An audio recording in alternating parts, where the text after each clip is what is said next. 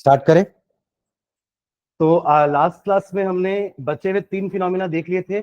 मैं एक बार और सारी स्लाइड्स चला देता हूं, है ना। ये चैप्टर की पूरी सारी स्लाइड्स एक बार और चला रहा हूं मैं, ध्यान देना।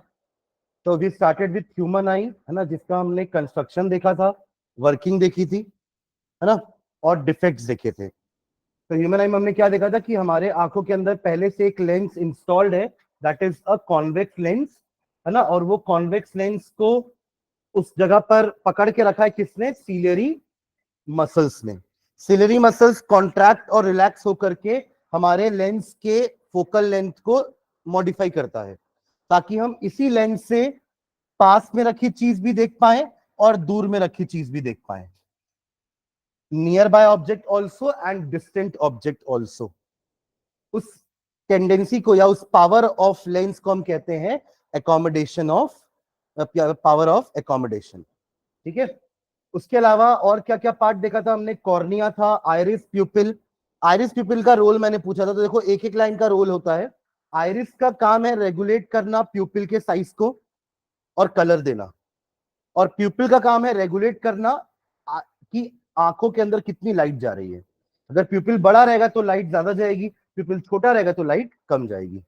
ठीक है। आपको पूरा वो एक्सप्लेन नहीं करना है, डार्क रूम लाइट रूम, अगर फंक्शन पूछता है तो सिर्फ 2 लाइन लिखो कि आइरिस कंट्रोल्स या regulates the size of pupil by relaxing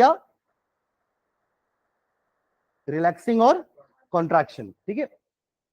और दूसरा प्यूपिल का काम है कि प्यूपिल बड़ा छोटा होकर के क्या कंट्रोल कर रहा है? To regulate the amount of light entering the eye. ठीक है। Okay, coming on to next जो पार्ट है कि रेटिना, हमारा रेटिना में बेसिकली इमेज बनती है, it is the screen of the eye, जहां पर इमेज फॉर्मेशन होने वाला है। फिर एक है optic nerve which is connected to the brain, ताकि आप इंटरप्रेट कर सको कि आपको क्या दिख रहा है। ठीक है। उसके अलावा ये तो ठीक है, फंक्शन था आइरिस का फंक्शन। ये था वो उस आंसर, उसका आंसर ना डार्क रूम वाले का, कि डार्क रूम से वो भी देखना कि आप डार्क रूम से लाइट रूम में आ रहे हो। क्वेश्चन क्या था टेस्ट में कि why we are not able to see the things clearly when we come out of a dark room। तो आप डार्क रूम से बाहर आ रहे हो, तो डार्क रूम में जब थे तब आपका प्यूपिल क्या था? बड़ा था, क्योंकि अंदर लाइट कम थी, तो प्यूपिल का साइज बड़ा हो गया to make the light enter. ठीक है। पर जैसे ही आप बाहर आए तो वही बड़ा प्यूपिल में बहुत सारी लाइट चली गई अंदर, तो उससे भी आपको नहीं दिखेगा प्रॉपर। तो प्यूपिल शुड डिक्रीज, या प्यूपिल का जो साइज है वो डिक्रीज होना चाहिए, और उसको होने में थोड़ा टाइम लगता है। It takes some time to adjust. ये वर्ड आना चाहिए आपके आंसर में कि it takes time to adjust. और फ्यू मिनट्स लिखा है कई लोगों ने, फ्यू मिनट्स नहीं लगता भाई, फ्यू सेकेंड्स। फ्यू सेकेंड्स में आपका आई, जो आपका जो आइरिस और प्यूपिल है, आपस में एक दूसरे को एडजस्ट कर लेते हैं। ठीक है। उसके अलावा पावर ऑफ अकोमोडेशन मैंने आपको बता दिया है कि पास में रखी चीज भी देख पा रहे हैं, दूर में रखी चीज भी देख पा रहे हैं, जस्ट बिकॉज सीलरी मसल्स आपके लेंस की फोकल लेंथ को बढ़ा रहा है ताकि पावर कम हो जाए।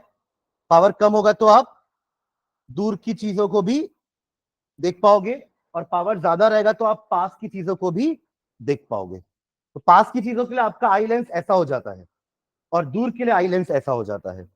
पास के लिए ऐसा क्यों होगा? क्योंकि पास रखी हुई चीजों से लाइट ऐसे डाइवर्जिंग नेचर की आती है। तो अगर आपका लेंस का फोकल लेंथ कम है तो पावर ज्यादा होता है, तो it will be able to converge at the retina. और वही अगर दूर वाला देखना है आपको ऑब्जेक्ट, तो दूर से लाइट जनरली पैरेलल आती है, राइट। तो उसके लिए पावर आपको कम चाहिए कन्वर्ज कराने के लिए। ये लाइट्स को कन्वर्ज कराने के लिए आपको पावर ज्यादा चाहिए। इस टाइप की लाइट कन्वर्ज जल्दी हो जाएगी, और ऐसी आ रही तो और जल्दी हो जाएगी। ठीक है। तो ये कन्वर्ट कराने के लिए आपको पावर ज्यादा नहीं चाहिए, इसलिए ज्यादा फोकल लेंथ, पावर कम, ताकि कहां कन्वर्ज हो? रेटिना पे। अल्टीमेटली रेटिना पे कन्वर्जेंस के बाद ही आपको इमेज दिखेगी, उसके पहले या उसके बाद में तो इट इज अ डिफेक्ट। ठीक है। 2 पॉइंट यहां पे याद करने वाले हैं। Near point of a normal I is 25 centimetre and far point of a normal I is infinity. ठीक है। जब हमारी आंखें खराब हो जाती है तब यही इंफिनिटी वाला पॉइंट खिसक के सामने आ जाता है, और 25 सेंटीमीटर वाला पॉइंट खिसक करके पीछे चला जाता है। ठीक है। ये 2 डायग्राम डिफेक्ट के नहीं है ना, ये 2 डायग्राम एकोमोडेशन के हैं। कि जब आपको डिस्टेंट ऑब्जेक्ट देखना है तो the lens should be of higher focal length, और जब पास की चीजें देखनी है तो the lens should be of lower focal length.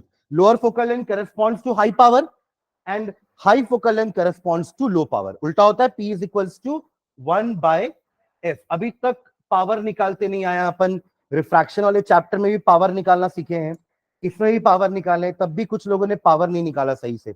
मैंने इतने बार आप लोगों को कहा है कि जो भी फोकल लेंथ अगर आपका सेंटीमीटर में आ रहा है उसको मीटर में कन्वर्ट करके डिवाइड कर दो 1 से. तो 50 सेंटीमीटर को कन्वर्ट करना मुश्किल हो रहा है क्या? क्या करना है आपको? डिवाइड करना 100 से. तो 50/100 कितना हो जाएगा? 0.5 मीटर्स. और फिर पावर निकालने के लिए आपको सिंपली इसका रेसिप्रोकल करना है. 1/0.5 कितना हो जाएगा? 2 डायोप्टर. अब इतना तो सिंपल है, इससे इजी कैलकुलेशन और क्या होगी? तो आप लोग ये इसके आने के बाद सब खत्म कर दे रहे हो. कुछ ने 1/50 कर दिया डायरेक्टली, 0.02 डायोप्टर लिख दिए.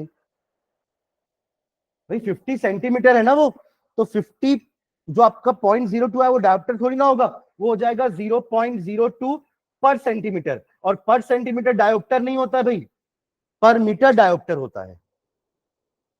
समझ में आ रही बात? इसलिए फोकल लेंथ के बाद पावर निकालने के लिए सबसे पहला काम है चेक करना कि फोकल लेंथ मीटर में आई है कि नहीं आई है. नहीं आई है तो उस सेंटीमीटर वाली फोकल लेंथ को मीटर में कन्वर्ट करो और फिर उसका रेसिप्रोकल लो. ठीक है? इसके बाद भी किसी को डाउट है तो पूछो एक बार. ठीक है? तो ये दोनों आपके एकोमोडेशन का डायग्राम है. अगर आपको एकोमोडेशन ज्यादा नंबर का समझाने बोलता है, एक नंबर का सिर्फ डेफिनेशन है, तो अपन सिर्फ इतना लाइन लिख के छोड़ देंगे कि ability of an eye to adjust the focal length of eye lens with the help of ciliary muscle so as to see nearby as well as far away object clearly. ये 1 mark का अगर definition आता तो इतना लिखेंगे. तो अगर यही चीज थोड़ी ज्यादा एक्सप्लेन करने के लिए आती है तो हम इसके बाद ये डायग्राम भी बना देंगे दोनों. देखिए आपका एक्चुअली अकोमोडेशन का मतलब तो यही है कि सीलरी मसल रिलैक्स और कॉन्ट्रैक्ट होकर के फोकल लेंथ को बड़ा या छोटा कर रहा है. ठीक है? Okay, coming on to defect.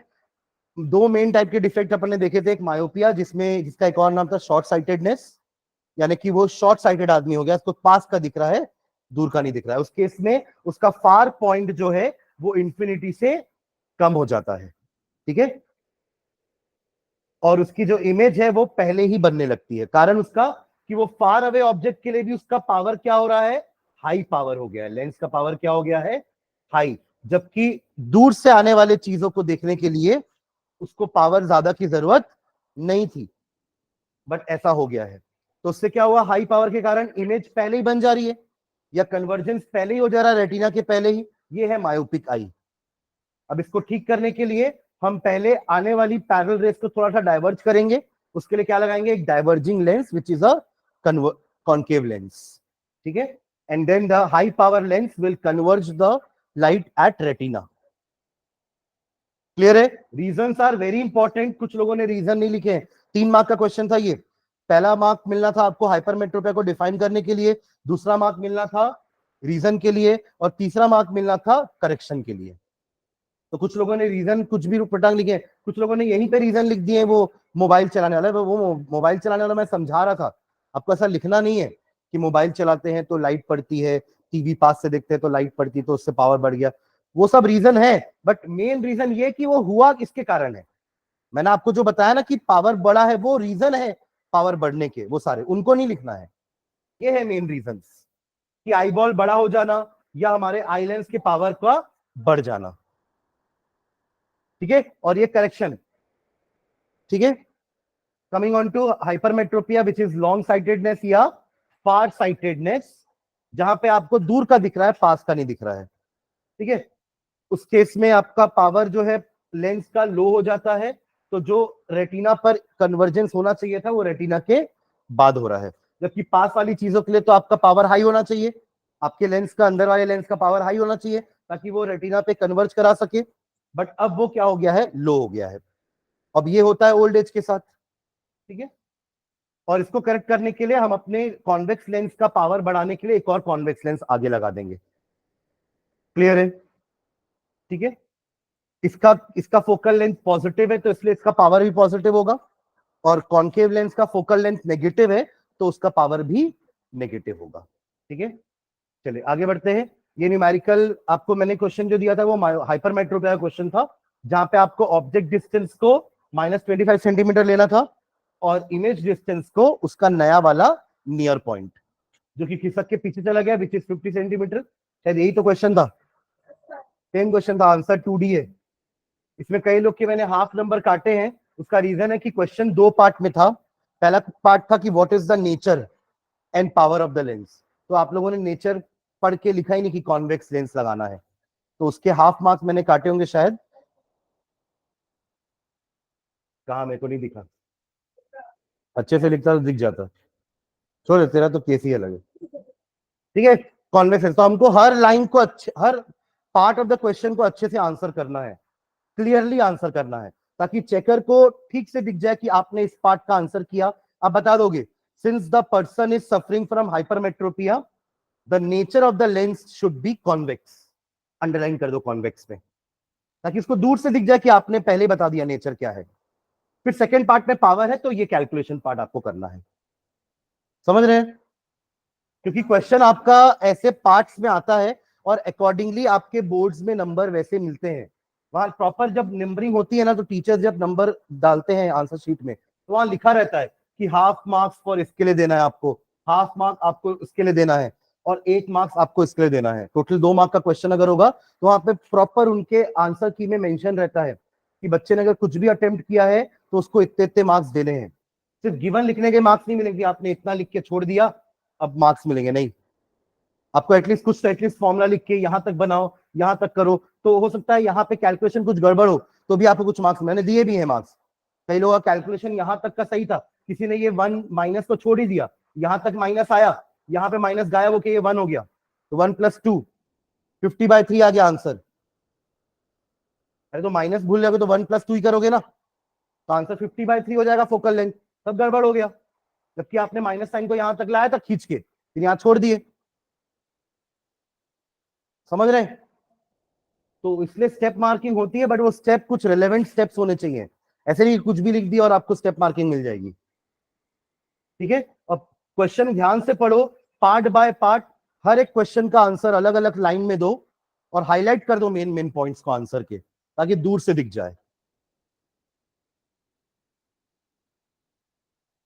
फिर ये आपका डिस्पर्जन था। ठीक है, मैंने क्वेश्चन लिखा था कि explain dispersion with the help of a diagram. I was expecting एक लाइन का डेफिनेशन आल्सो, कि when a white light passes through a prism, it splits into its 7 colors. This splitting of white light is called dispersion. ये एक line answer में ये भी expect कर रहा था मैं, पर आप लोगों ने सीधा डायग्राम बनाया, और डायग्राम में भी कुछ लोगों ने यहाँ कुछ कलर्स के नाम भी नहीं लिखे, ये भी मेंशन नहीं किया कि ये कौन सी लाइट है।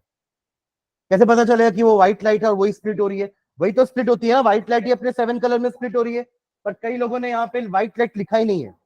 तो ये तो चलो रफ डायग्राम था, यहां तो मैंने लिखा है व्हाइट लाइट, तो ये डायग्राम भी अगर आप बनाते तो आपको व्हाइट लाइट तो लिखना ही है। ये प्रिज्म है ना, ऐसा पूरा लेबलिंग होनी चाहिए आपके डायग्राम में। एंड देन वी से आर तक आप ऐसा लिख के छोड़ोगे नहीं, you have to tell the colours name, कि वायलेट से लेकर के पूरा रेड तक है वो। ठीक है, और कुछ ने एक ही पेपर में बस मुझे ऑर्डर उल्टा दिखा, जिसमें वायलेट ऊपर था और रेड नीचे था, बोलने के बाद भी मैंने आपको बताया भी कि रेड सबसे कम डेविएट होता है और वायलेट सबसे ज्यादा डेविएट होता है, तो सबसे नीचे क्या बनेगा? वायलेट, और सबसे ऊपर बनेगा रेड।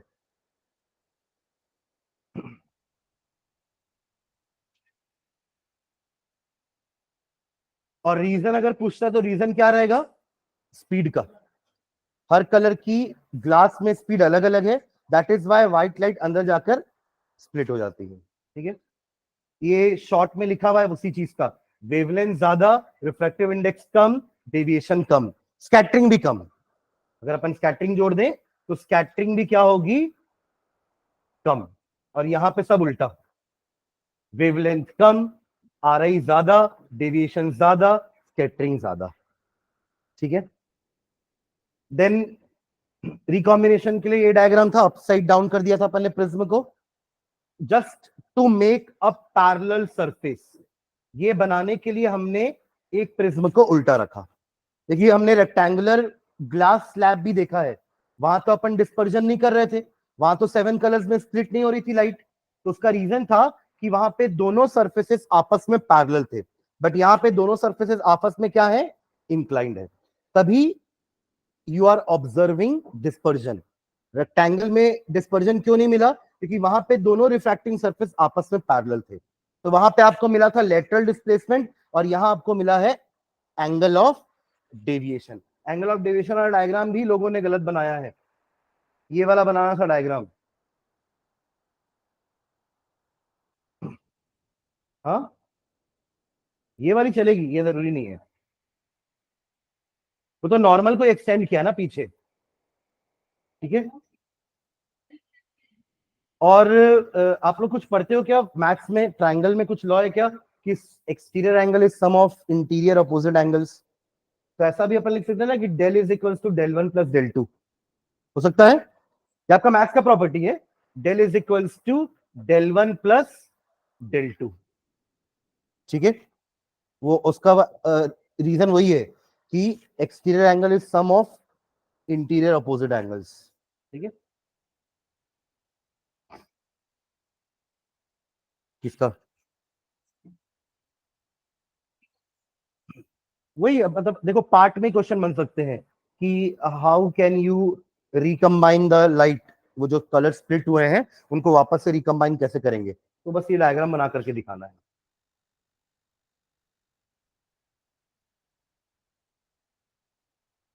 ठीक है। फिर एक रेनबो देखा था हमने, फिर scattering of light was the second phenomena. फिर इसके कुछ रीजन देखे थे, ये मैंने आपको दिया भी था टेस्ट में। ये डेंजर सिग्नल वाला भी क्वेश्चन आया कई बार, एस्ट्रोनॉट वाला क्वेश्चन भी आया है, ये था एटमॉस्फेरिक रिफ्रैक्शन। तो आपके इन आंसर्स में ना ये रीजन होने चाहिए, समझ रहे हो क्या? जैसे वो जो सनराइज और सनसेट वाला क्वेश्चन था, एडवांस्ड सनराइज डिलेड सनसेट, उसमें ये वर्ड ढूंढ रहा था मैं, ड्यू टू एटमॉस्फेरिक रिफ्रैक्शन। अगर इतना भी है तो मैंने एक नंबर दे दिया है, ठीक है। हालांकि इस टाइप के क्वेश्चन में डायग्राम होना चाहिए था, है ना। डिलेड सनराइज और डिलेड सनसेट में ये डायग्राम होना चाहिए था एटलीस्ट, ताकि दिख रहा है कि अभी सन यहां है but it is appearing to be here, ठीक है। चलिए फिर क्वेश्चन आंसर्स देखते हैं। पहला देख लो कहां पे इंटेक्स क्वेश्चन, पेज नंबर 164 होगा नई बुक में, और पुरानी बुक में होगा 190। देख रहे हैं पहला क्वेश्चन क्या है? पहला क्वेश्चन पढ़िए, what is power of accommodation है क्या? देखिए डेफिनेशन तो वही लिखी हुई है ना, नोट डाउन कर लो डेफिनेशन। पहला क्वेश्चन है what do you mean by power of accommodation, तो क्या है? वही ऊपर जो अपन ने नोट्स में 3-4 लाइन लिखी है, the ability of eye to adjust the focal length, ताकि वो फार अवे और नियर बाय दोनों ऑब्जेक्ट्स को देख सके। और किसके हेल्प से होता है ये? Ciliary muscles. Note down. Intex question page number 164 in the new book and 190 in the old book. Page number डाल कर ही क्वेश्चन नंबर लिखना,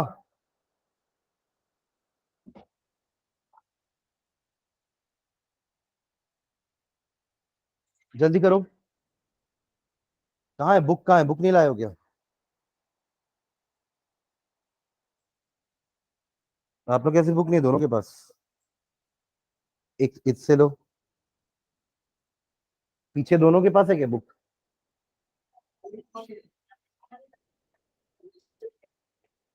अच्छा लिख दियो पूरा, आप लोग भी नोट कर लियो क्या पूरा पीडीएफ? इसके पहले तक तो हो गया ना यहाँ तक पूरा? जीवन, नोट्स कंप्लीट किया है कि नहीं चैप्टर का पूरा?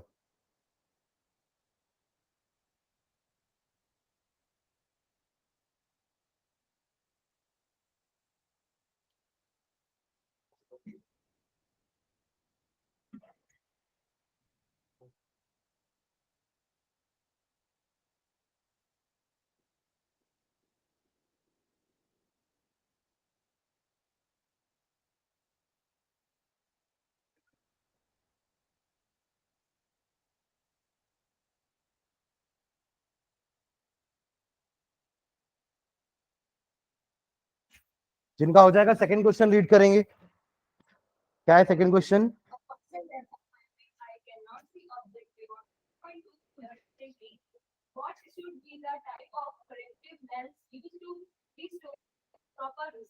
हाँ मायोपिया होगा उसको, है ना। मायोपिया मतलब 1.2 मीटर के बाद नहीं दिख रहा है, यानी कि उसका नॉर्मल आई का फार पॉइंट इंफिनिटी था, बट अब उसका हो चुका है 1.2 मीटर। 1.2 मीटर के बियॉन्ड, यानी कि उसके पीछे उसको नहीं दिख रहा है। ठीक है, तो मायोपिया का करेक्शन अपन किससे करते हैं? By concave lens. ठीक है, तो इसका आंसर क्या हो जाएगा? Concave lens.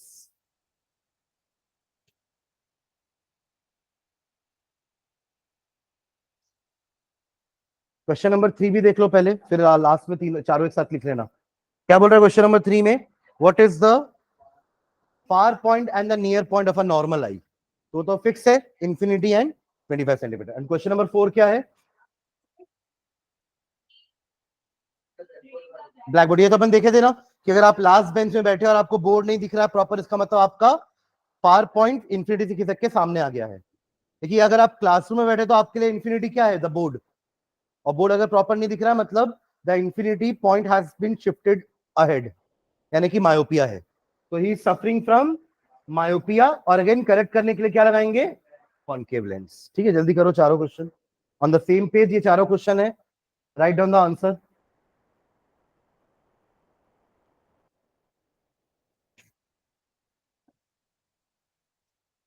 नेक्स्ट क्लास से मैं कोऑर्डिनेशन चालू करूंगा ना, कंट्रोल एंड कोऑर्डिनेशन।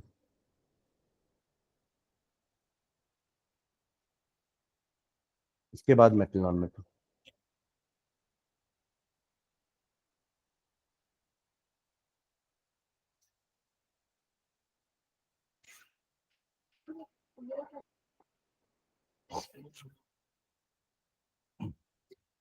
देखो हाफ ईयरली में हो सकता है किसी का एक आध चैप्टर छूट जाएगा, कि सबके स्कूल में अलग अलग चैप्टर आ रहे हैं हाफ ईयरली में, है ना। तो वो एक को छोड़ के, मतलब एक को पकड़ के मत बैठना कि हमारा ये नहीं हुआ। बाकी चार पांच तो कर लो अच्छे से। नहीं,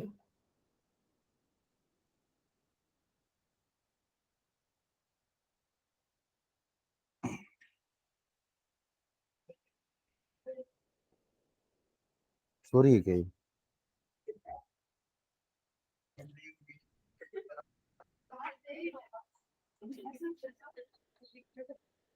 हो गया चारों? तू लिख रहा है कि नहीं लिख रहा है?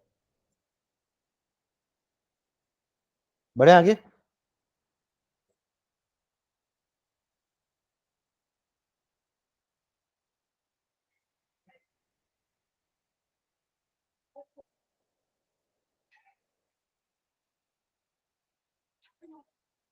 हो गया। चलो एक्सरसाइज क्वेश्चन में आया था, इतनी है ना, चार ही क्वेश्चन थे ना। चलो एक्सरसाइज क्वेश्चन में आना। फर्स्ट सेकंड थर्ड फोर्थ देखो, ये चारों आपके एमसीक्यूज हैं। फर्स्ट क्वेश्चन क्या है देखो?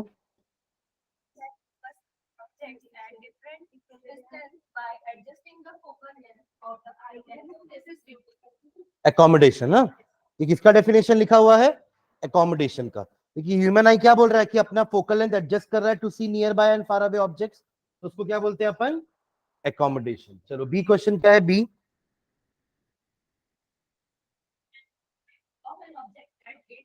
रेटिना। ठीक है, तो ये सेकंड क्वेश्चन का आंसर हो गया। Third question,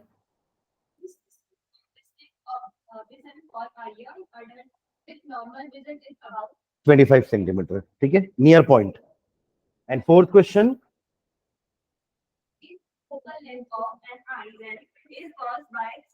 ciliary muscle. ठीक है, तो ये आपके पहले चार हो गए एमसीक्यूज। 5 6 7 बनाओ जल्दी से न्यूमेरिकल, कॉपी में बिना देखे। 5 6 7 न्यूमेरिकल है, जल्दी बनाइए।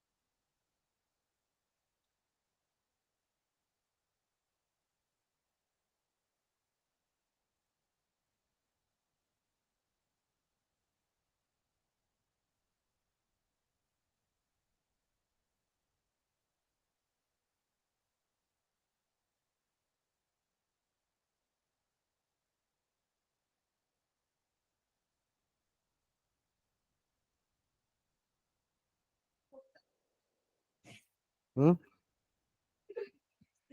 हो गया?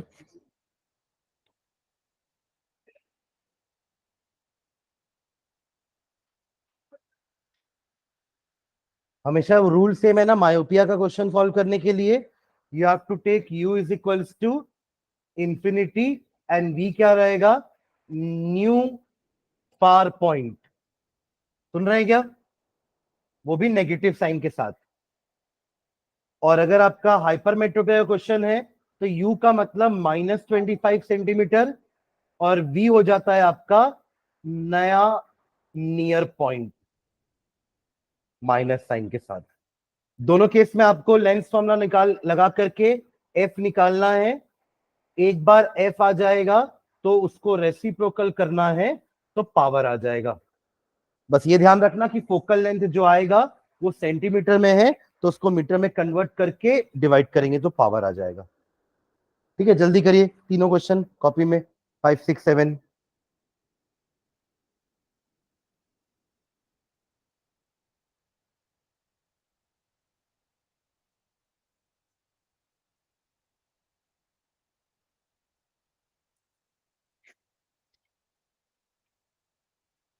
ऑनलाइन जो है सब कर रहे हैं? Yes sir. Yes sir. Kushal, Samriddhi, धैर्य।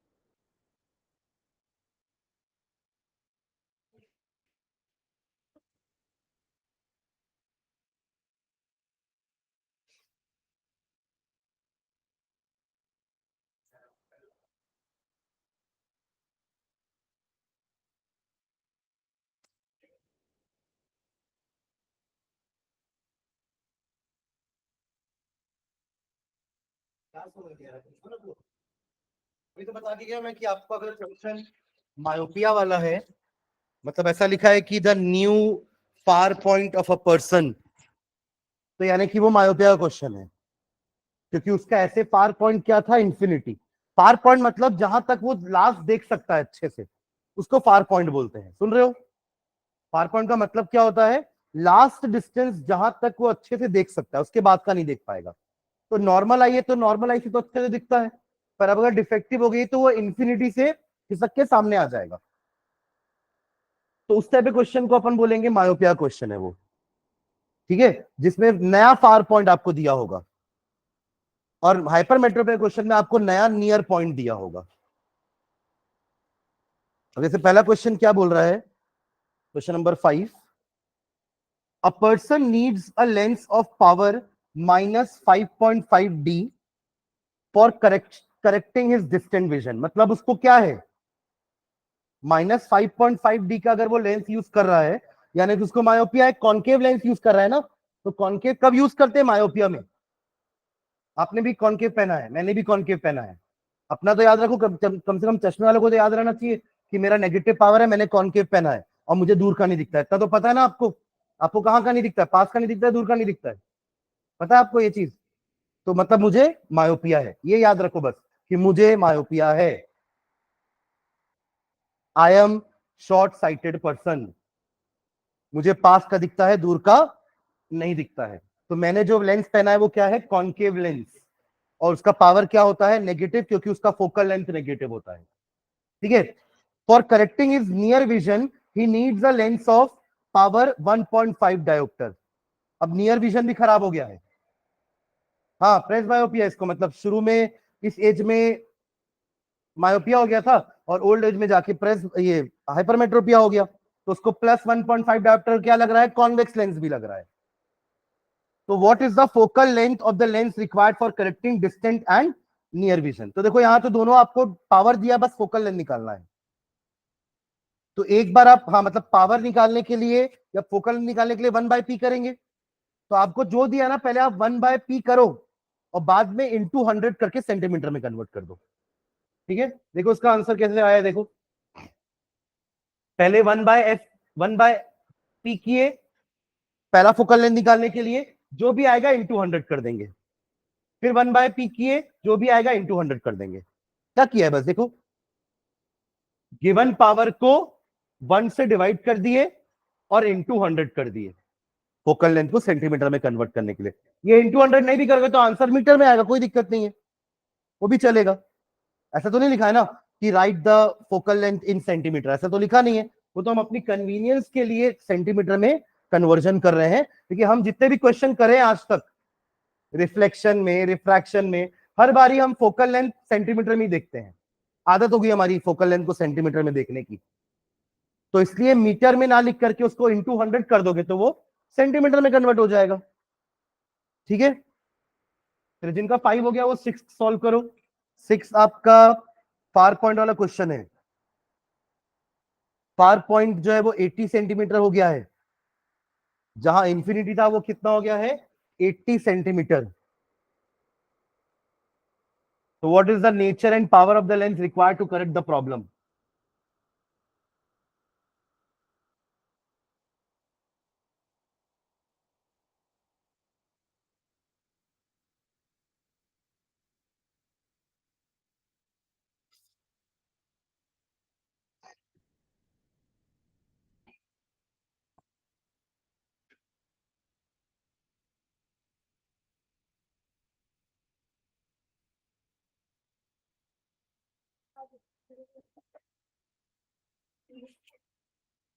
जी इंफिनिटी फार पॉइंट का क्वेश्चन है ना आपका। फार पॉइंट इंफिनिटी से शिफ्ट होके 80 सेंटीमीटर पे आ गया है, तो मायोपिया का क्वेश्चन है ये। तो मायोपिया में अपन क्या करते हैं, यू को इंफिनिटी लेते हैं और वी को -80, नया वाला फार पॉइंट।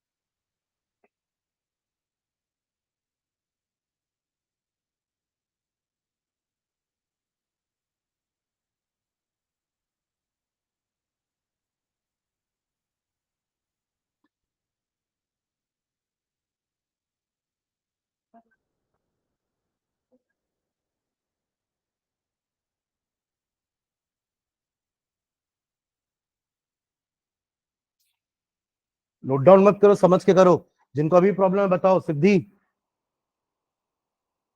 क्या, तो अभी तो बता दिया ना। वाह, ये वाला भी, अगर ये स्लाइड भी अच्छे से पढ़ोगे ना सिद्धि, घर जाके ना ये वाले क्वेश्चन को अच्छे से बनाना। मैं बता रहा हूँ कौन सा, आपके पास ये पीडीएफ तो होगा, है ना। ये वाले क्वेश्चन को बनाना, इसमें जो ऊपर 3 लाइन लिखी हुई है ना, इसको अच्छे से पढ़ना 2-3 बार। समझ रहे हो, ये वाला क्वेश्चन आपका हाइपरमेट्रोपिया का क्वेश्चन है, और इसी के 2 स्लाइड पीछे जाओगे तो आपको मिल जाएगा मायोपिया का क्वेश्चन। इसी तरीके से वहां पे भी मैंने 3 लाइन लिखी हुई है, देखो ये वाला, ये है मायोपिया का क्वेश्चन। समझ रहे हो क्या, ये जो 3 लाइन लिखी ना व्हाइट कलर में, इसको समझना, अच्छे से पढ़ना, कि अगर किसी पर्सन का फार पॉइंट इंफिनिटी से कैसे कोई पास में आ जाए तो उसको मायोपिया हुआ है ना। मतलब आप सोचो कि अभी आपने अगर चश्मा उतारा तो आपको बोर्ड नहीं दिखेगा प्रॉपर, क्यों, आपकी आंख सही होती ना तो आपको बोर्ड अच्छे दिखता। पर अब क्या हो गया है, ये वाला पॉइंट खिसक के यहां आ गया है। मतलब अगर आप बोले सर अगर बोर्ड यहां होता ना तो मैं देख लेती, देखिए बोर्ड यहां है तो मैं नहीं देख पा रही हूँ, क्योंकि आपका फार पॉइंट इंफिनिटी से खिसक के थोड़ा आगे आ गया है। कितना आगे आ गया है वो क्वेश्चन में दिया रहता है, पढ़ना क्वेश्चन को ध्यान से। The far point of a person suffering from myopia is 3 metre, जबकि फार पॉइंट एक नॉर्मल आई का इंफिनिटी होता है। लास्ट तक जहां हमको दिख रहा है वो हमको क्लियर दिख रहा है, ठीक है, तो वो होता है इंफिनिटी। तो वो हमारा हो गया ऑब्जेक्ट डिस्टेंस। नया वाला जो फार पॉइंट दिया रहता है ना, वो होता है हमारा इमेज डिस्टेंस। आ गया यू और वी। हमारा लेंथ फॉर्मूला है 1/f is equal to 1/v minus 1/u। हमने यहां पे पुटअप कर दिया तो f निकल गया, f को रेसिप्रोकल किए तो पावर निकल गया। तो आपको इस पावर का लेंस पहनना चाहिए टू करेक्ट दैट विजन, ताकि ये आपको बोर्ड दिखे। तो आपने ये पहना ना, तो इसका पावर होगा ना कुछ, आपने जो लेंस पहना उसका पावर होगा, मैंने जो लेंस पहना उसका भी कुछ पावर है, तो वो पावर हमने ऐसे निकाला है। और सबका सेम पावर तो नहीं होता, हो सकता है आपको ये बोर्ड अगर यहां होता तो अच्छे से दिख जाता है ना, हो सकता है मुझे ऐसा है कि ये बोर्ड अगर यहां होता तो दिख जाता। मतलब मेरी आंखें ज्यादा अच्छी है अभी आपसे, खराब तो दोनों की है, मेरी कम खराब है, आपकी ज्यादा खराब है। समझ रहे हैं क्या? तो ये वाला क्वेश्चन अच्छे से पढ़ना एक बार जाकर के, जिसमें ये 3 लाइन ना एक्सप्लेनेशन लिखा हुआ है, और यही 3 लाइन से हम सारे फार पॉइंट वाले या मायोपिया वाले क्वेश्चन बना सकते हैं। ठीक है, और फिर इसी के बाद जो एक और एग्जांपल है उसी का, मायोपिया का ही, इसमें मैंने वो 3 लाइन नहीं लिखी क्योंकि वो बस पहले क्वेश्चन में समझाने के लिए लिखी थी। अब सेम फंडा से हमने सेकंड क्वेश्चन किया। देखो यू को इंफिनिटी लिए, यहां भी यू इंफिनिटी था, यहां पे v को -3 लिए क्योंकि उस आदमी का फार पॉइंट 3 मीटर था। बट अब जो क्वेश्चन है अगला, उसमें फार पॉइंट 1.5 मीटर है, तो अब v क्या हो गया 1.5 मीटर माइनस के साथ। अगेन सेम फॉर्मूला, f निकाले, p निकाले, दैट्स इट। ठीक है, फिर हाइपरमेट्रोपिया का भी सेम क्वेश्चन ये, जिसमें 3 लाइन मैंने एक्सप्लेनेशन लिखी है यहां पे व्हाइट कलर से, फॉलोड बाय द क्वेश्चन। ठीक है, अब हाइपरमेट्रोपिया में क्या होता है कि जब आपकी अभी तो आपको यहां पे रखी हुई चीज दिखती है, अभी आपको हाइपरमेट्रोपिया तो नहीं है, मुझे भी नहीं है, तो मुझे 25 सेंटीमीटर में रखी हुई चीज अच्छे से दिखती है, क्योंकि ये एक नॉर्मल आई का, देखो हमारी आई नॉर्मल तो नहीं है, बट हमें हाइपरमेट्रोपिया भी नहीं है। अगर हमारी आंख नॉर्मल आई नहीं है तो हमें हाइपरमेट्रोपिया भी नहीं है, यानी हमारा नियर पॉइंट तो सही है ना। अभी सुन रहे हैं क्या?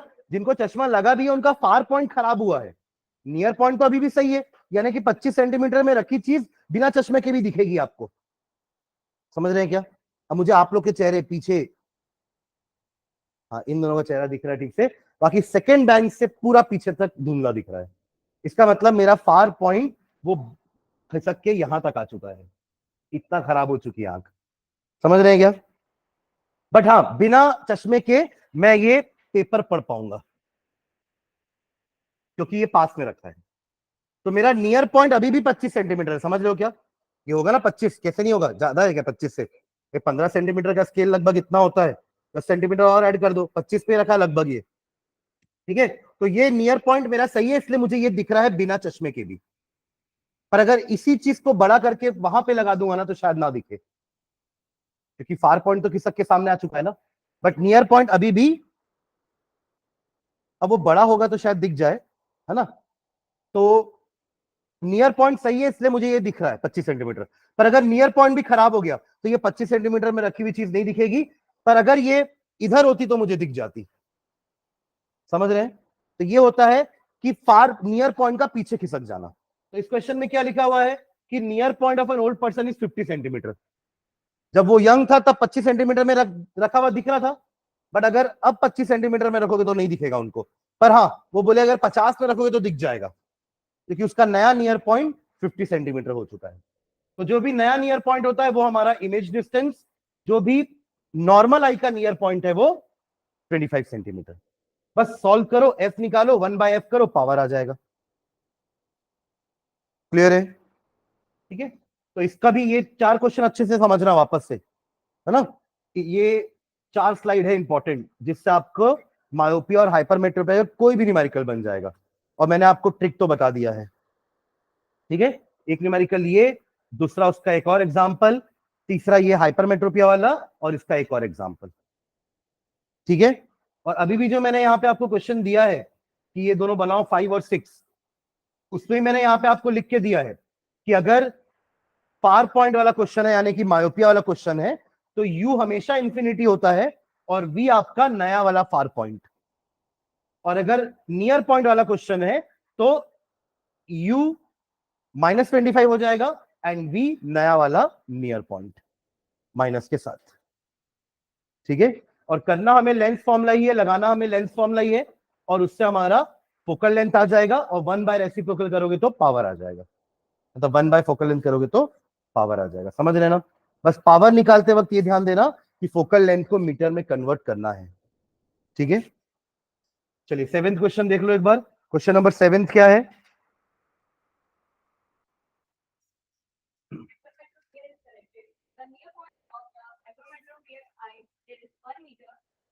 फर्स्ट पार्ट अलग है ना, फर्स्ट पार्ट का करेक्शन वाला, उसमें कौन सा डायग्राम बनाना पता है आपको?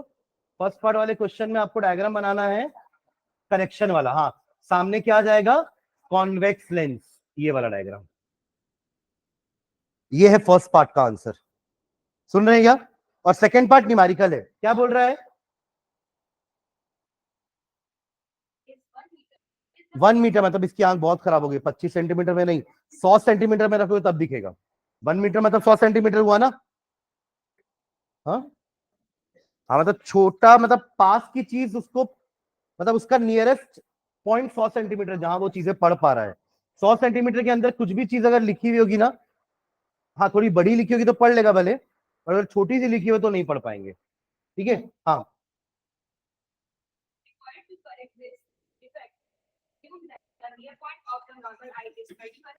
तो दिया हुआ भी है ना, अगर आपको नहीं याद आ रहा है कि नॉर्मल आई का नियर पॉइंट क्या होता है, तो हाइपरमेट्रोपी का क्वेश्चन है ये।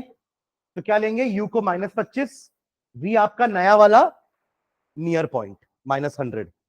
बस सॉल्व करो, एफ निकल जाएगा। एफ इज 100/3 सेंटीमीटर, उल्टा कर दो, 3/100 सेंटीमीटर, क्या हो जाएगा? 3 डायोप्टर।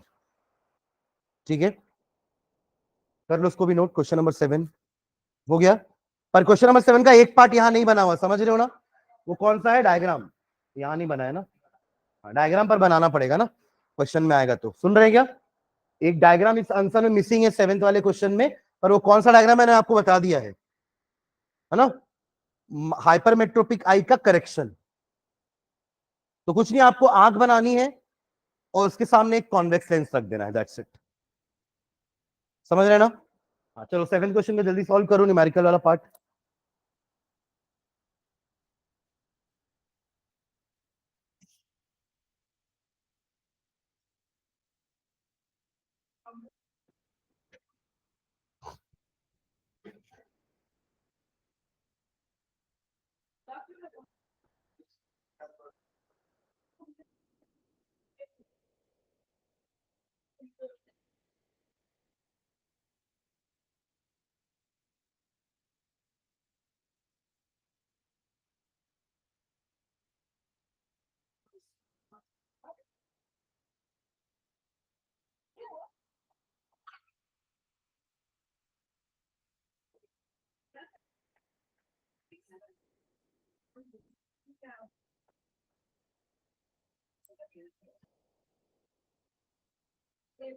जिनका हो गया 8 क्वेश्चन पढ़ो।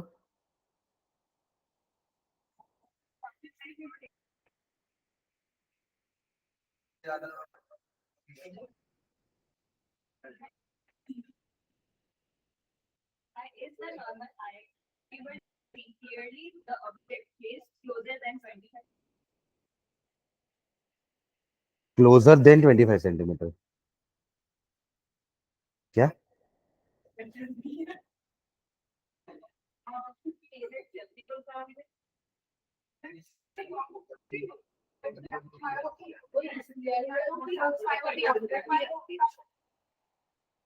हो गया ये? चलो नेक्स्ट देख लो, क्या क्वेश्चन है अगला, कि 25 सेंटीमीटर से आगे वाला ऑब्जेक्ट हम क्यों नहीं देख पाते ना? तो इसका रीजन क्या है? This is because the ciliary muscle can not change the focal length of the eye lens beyond a certain limit. मतलब फोकल लेंथ को एक ही पर्टिकुलर वैल्यू तक वो ला करके रख सकता है, उससे और ज्यादा फोकल लेंथ को हम बढ़ा नहीं सकते या कम नहीं कर सकते।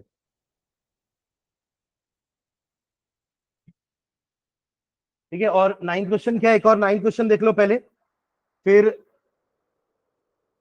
क्या बोल रहा है 9th क्वेश्चन?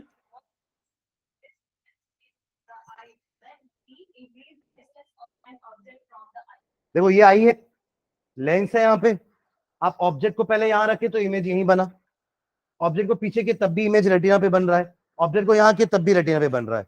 तो इमेज डिस्टेंस तो हमेशा सेम है ना, क्योंकि रेटिना तो कांस्टेंट है ना, रेटिना का आप रेटिना थोड़ा आगे पीछे हो रहा है, आप समझ रहे हो मैं क्या बोल रहा हूं। तो इमेज डिस्टेंस हमेशा क्या होगा, कांस्टेंट, आप ऑब्जेक्ट कहीं पे भी रखो।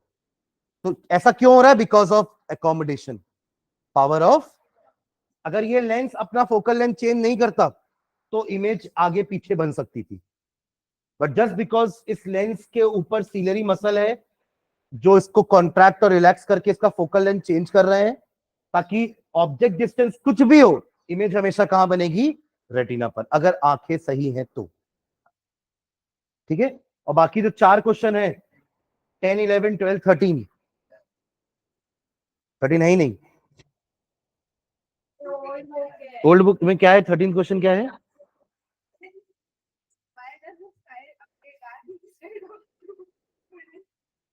क्या है,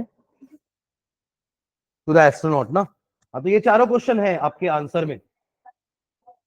ठीक है, चलो बस ये 8 और 9 नोट कर लो, बाकी 10, 11, 12, 13 नोट्स में है। वही रीजंस में मिल जाएगा आपको सारा आंसर, स्कैटरिंग वाले में होगा, या एटमॉस्फेरिक रिफ्रैक्शन वाले में होगा, या डिस्पर्जन वाले में होगा। ठीक है, चलिए नोट डाउन कर लो 8 और 9। That brings us to the end of the chapter, है ना। नेक्स्ट क्लास से कंट्रोल कोऑर्डिनेशन स्टार्ट करेंगे। क्या चले होगा, अच्छा ठीक है, स्कूल में जो पढ़ा रहे हैं पढ़ते रहो, है ना।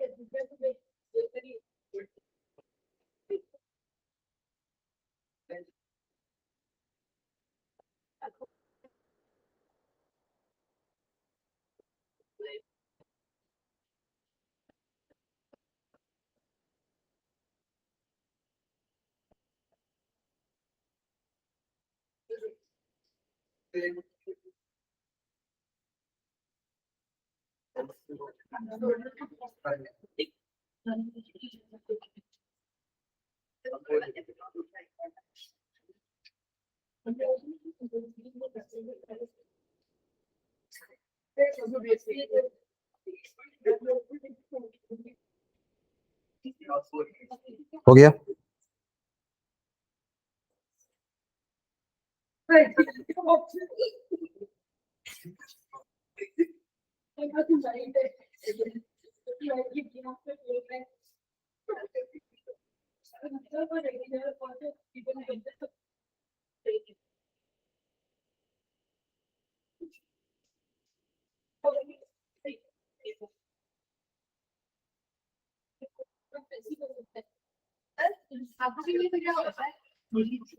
आपके पीछे क्या होता है मतलब,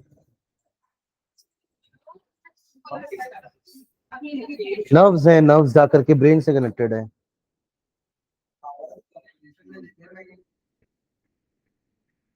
पावर ऑफ,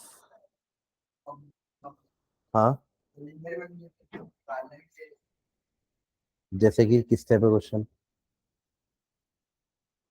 नहीं पावर उसका आपको या तो टोटल फोकल लेंथ निकालने बोलेगा, हाँ, नहीं ऐड कर दो ना सीधा, अलजेब्रिक सम कर दो। जैसे अगर मान लो कि एक पावर आपका एक का पावर 6D है ना, और दूसरे का -4D है, मतलब एक कॉनकेव एक कॉन्वेक्स है, तो आगे आपका 2D, अब उसके हिसाब से फोकल लेंथ निकाल लो, अगर कॉम्बिनेशन ऑफ फोकल लेंथ बोलता है तो।